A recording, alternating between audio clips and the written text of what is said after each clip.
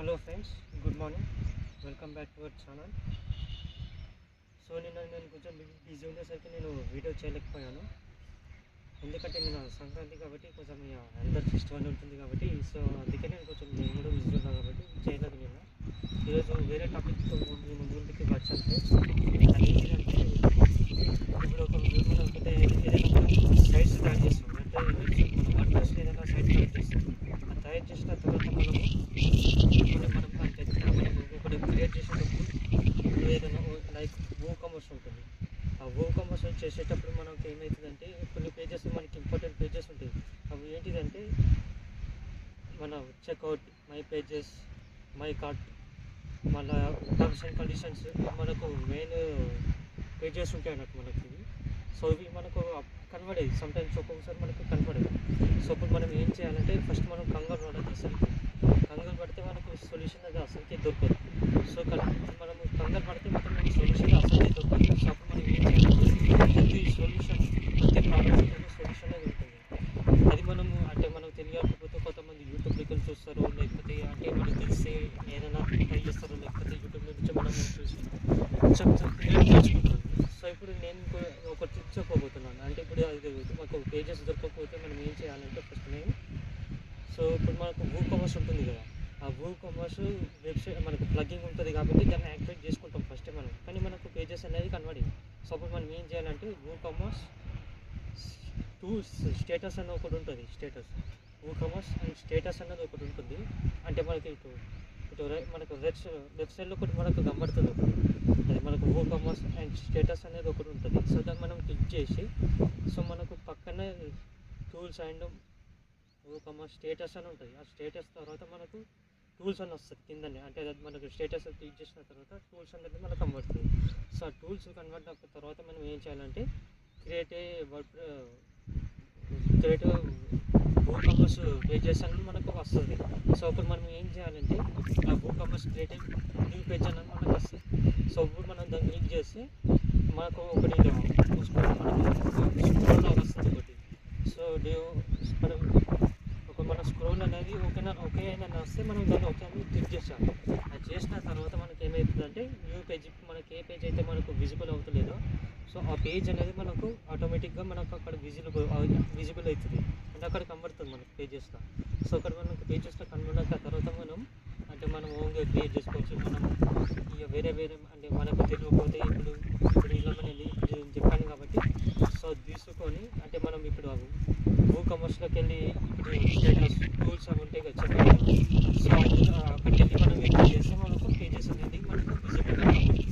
కానీ మనకు కామర్స్ వచ్చేసేటప్పుడు వచ్చేస్తుంది అన్నట్టు. మనం క్రియేట్ చేయకుండా కానీ పేజెస్ అనేవి ఆటోమేటిక్గా మనకు వచ్చేస్తుంది. కామర్స్లో పేజెస్ అనేవి ఆటోమేటిక్గా వచ్చేస్తుంది. సో మనకు ఒకవేళ కొన్ని రావు అసలుకి, సమ్టైమ్స్ మనకు కొన్ని అసలుకే రావు.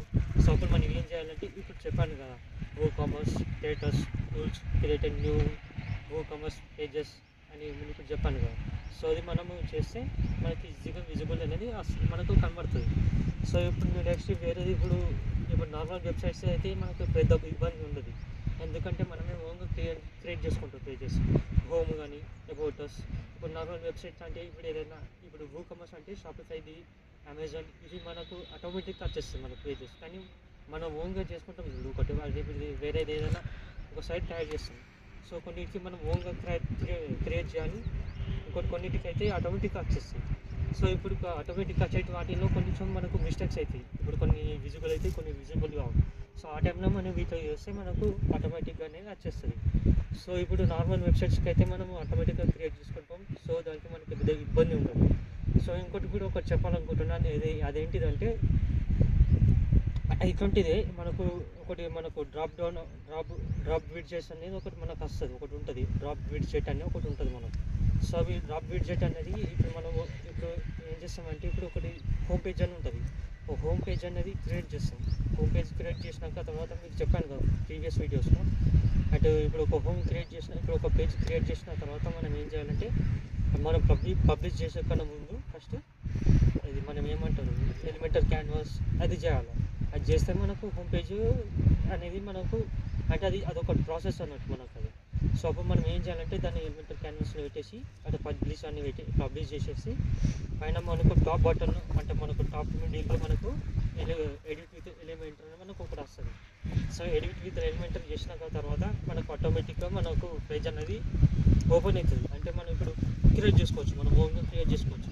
అట్లా చేసేటప్పుడు కొన్ని మనకు లెఫ్ట్ సైడ్లో విడ్జెట్ అనేది ఒకటి ఉంటుంది. విడ్జెట్ డ్రాగ్ విడ్జెట్ అనేది మనకు వస్తాయి అన్నట్టు. కానీ అక్కడ మనకు కొన్ని కనబడేవి కంటైనర్స్ గ్రిడ్ అని ఒకటి ఉంటుంది. అది మనకు కనబడదు, సమ్టైమ్స్ కనబడదు. అది కనబడినప్పుడు మనం ఏం చేయాలంటే ఎలిమెంటర్